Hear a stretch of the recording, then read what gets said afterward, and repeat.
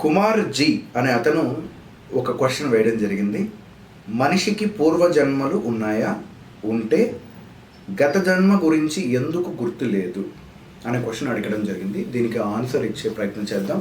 ముందుగా నాకు జ్ఞానభిక్ష ప్రసాదించినటువంటి బాల త్రిపుర సుందరి అమ్మవారి పాదపద్మాలకు నమస్కారం చేసుకుంటున్నాను. అలాగే నా తల్లిదండ్రుల యొక్క నాకు జన్మనిచ్చినటువంటి నా తల్లిదండ్రులకు నమస్కారం తెలియజేసుకుంటూ ఈ కార్యక్రమాన్ని ప్రారంభిద్దాం. సో బేసికల్గా భగవద్గీతలో మనకి శ్రీకృష్ణుడు చెప్పినట్టుగా ఆత్మను శస్త్రము ఛేదింపజాలజు, అగ్ని దహింపజాలజు, అలాగే వాయు ఆర్పివేయటం కూడా సాధ్యం కాదు, అలాగే ఆత్మను శస్త్రము కూడా ఛేదింపజాలదు అని చెప్పేసి అన్నారు. దీన్ని సింపుల్గా ఐన్స్టీన్ ఇంకొక రూపంలో కూడా చెప్పాడు. ఏంటి? ఎనర్జీని, శక్తిని సృష్టించలేము, శక్తిని నాశనం చేయలేము, శక్తి ఒక రూపం నుండి ఇంకో రూపంలోకి వస్తుంది. చనిపోయినటువంటి వ్యక్తి ఎలాంటి ఆత్మ ఏదైతే వేరే యొక్క శరీరాన్ని పొందుతుందో, అంటే మనిషి చిరిగిన వస్త్రమును వదిలి నూతన వస్త్రమును ఏ విధంగా ధరించుచున్నాడో ఆత్మ కూడా ఒక శరీరం నుంచి ఇంకొక శరీరంలోకి వెళ్ళడం అన్నది పరిపాటి. సో దీన్ని బేస్ చేసుకుంటే ఈ థీరీస్ అన్నీ నిజం. అంటే ఈవెన్ సైంటిఫిక్గా అయినా, ఈవెన్ మెటాఫిజిక్స్ అంటే స్పిరిచువాలిటీ ప్రకారం ఫిలాసఫికల్గా కూడా తీసుకున్నా కూడా ఈ స్టేట్మెంట్ రెండు బేరీజు చేస్తున్నాయి. ఎస్, ఎనర్జీ, ఆత్మ ఒక ఎనర్జీ. ఈ ఆత్మ అన్నది ఎనర్జీ ఏ విధంగా అంటే, మనం రెండు ఎలక్ట్రికల్ పోల్స్ మధ్య, లైక్ మనకు టెలిఫోన్కి ఏదైతే డేటా అన్నది వస్తుందో మన మొబైల్ ఫోన్కి డేటాను ఎవరైనా చూసారా? But the information between cell phone tower to mobile, ఈ డేటా ఏ విధంగా వచ్చి మనకి డేటా ఏ విధంగా ప్యాకెట్ల రూపంలో రావడం జరుగుతూ ఉంటుంది అని అంటారు. సేమ్ అదే విధంగా మనకి డేటా ఏ విధంగా పనిచేస్తుందో ఆత్మ కూడా ఒక డేటా, ఒక ఎక్స్పీరియన్స్లు ఉన్నటువంటి డేటా. ఈ డేటా ఎలా పనిచేస్తుంది అని అంటే, అది మన బాడీకి, కాన్షియస్ ఫిజికల్ బాడీకి తీసుకున్న తర్వాత ఇక అక్కడి నుంచి మనిషికి బ్రెయిన్లో థాట్స్ పుట్టించటము, ఆ యొక్క ఫిజికల్ ఫీలింగ్స్ లైక్ చలి, ఎండ మొదలైనటువంటి వాటిని అనుభవించడం కోసం మనసు అన్నటువంటి ఒక కాన్సెప్ట్ని డెవలప్ చేసుకొని దాని ద్వారా ఈ సృష్టిలో ఉన్నటువంటి థింగ్స్ అన్నిటిని ఎక్స్పీరియన్స్ అవుతూ ఉంటుంది ఆత్మ. సో మన యొక్క ఫిజికల్, మెంటల్ అండ్ ఈ థాట్స్ని వీటన్నిటిని ఎక్స్పీరియన్సెస్ అయ్యేది మనసు దేని ద్వారా అవుతూ ఉంటుంది? ఆత్మ యొక్క ద్వారా అవుతూ ఉంటుంది. నా come to the point of ఇది ఆత్మ గురించి విశ్లేషణ. నౌ పూర్వజన్మలు ఉన్నాయా? యా, డెఫినెట్లీ ఉన్నాయి. ఒక మనిషి అతను కోరుకున్న కోరిక మేరకు నెక్స్ట్ జన్మ, ఆ తర్వాత జన్మ, లేకపోతే పూర్వజన్మలు కూడా ఆధారపడి ఉంటాయి. ఫర్ ఎగ్జాంపుల్, ఏ అనేటువంటి వ్యక్తి ఒక రాజు కావాలి, లేకపోతే ఒక ముఖ్యమంత్రి కావాలి, ఒక ప్రధానమంత్రి కావాలి అని చెప్పి అనుకొని, ఒక సామాన్య మనిషి అలా అనుకొని గనక అతని ఆలోచనలు ఉన్నాయి అని అనుకోండి, కొన్ని కారణాల వల్ల అతను కాలేకపోయాడు. మరు జన్మలో అతను పుట్టి రాజకీయంగా అరంగేటం చేయడమో, లేకపోతే ఒక చిన్న పొజిషన్ని పొందడమో లాంటివి చేస్తాడు.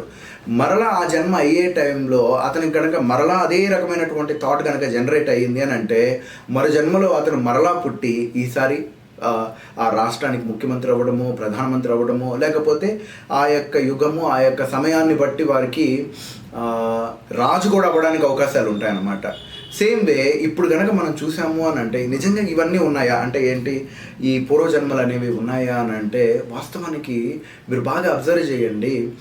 గతంలో ఉన్నటువంటి పిల్లలు అంటే లైక్ 90 కిడ్స్ కావచ్చు, 80 కిడ్స్ కావచ్చు ఉంటారు. ఇప్పుడు 80-90 కిడ్స్ అప్ టు 2010 వరకు కిడ్స్ వరకు తీసుకోండి. ఈ బాన్ అయినటువంటి వాళ్ళకి మీకు ఇంటలెక్చువల్ నాలెడ్జ్లు ఎంతెంత ఉన్నాయి?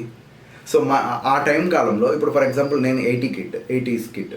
సో మా టైంలో ఒక పాట పాడడం, స్టేజ్ మీదకి వెళ్ళి పాట పాడాలి అని అంటే 10th క్లాస్కి కానీ మేము పాట పాడలేకపోయేవాళ్ళం. ఇప్పుడు చూసుకున్నాము అని అంటే కరెక్ట్గా 4 సంవత్సరాలు 5 సంవత్సరాల పిల్లలు అదరగొట్టేస్తున్నారు వాయిస్లో. ఎక్కడి నుంచి వచ్చింది వాళ్ళకి?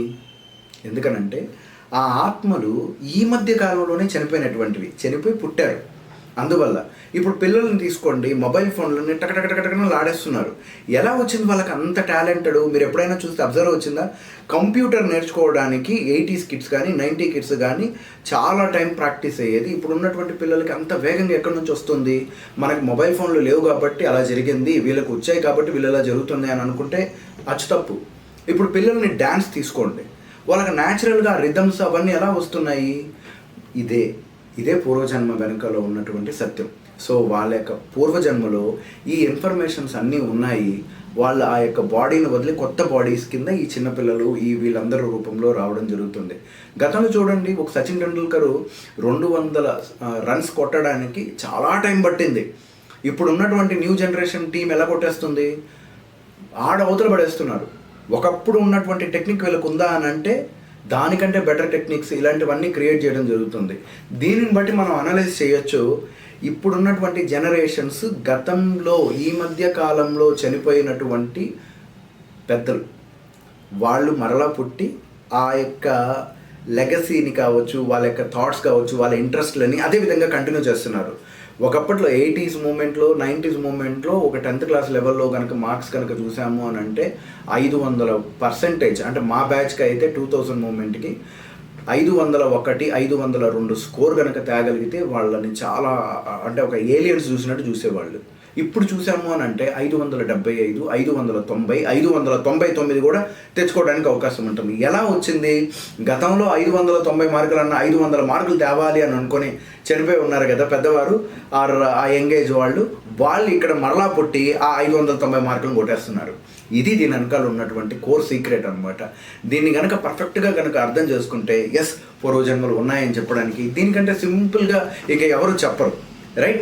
ఈ యొక్క మరిన్ని ప్రోగ్రామ్స్ మరిన్ని వీడియోల కోసం చూస్తూ ఉండండి. సబ్స్క్రైబ్ చేయండి, లైక్ చేయండి, కామెంట్స్ పెట్టండి, దీన్ని మీ ఫ్రెండ్స్ వాళ్ళకు కూడా షేర్ చేసుకోండి. Okay, thank you very much. నమస్తే.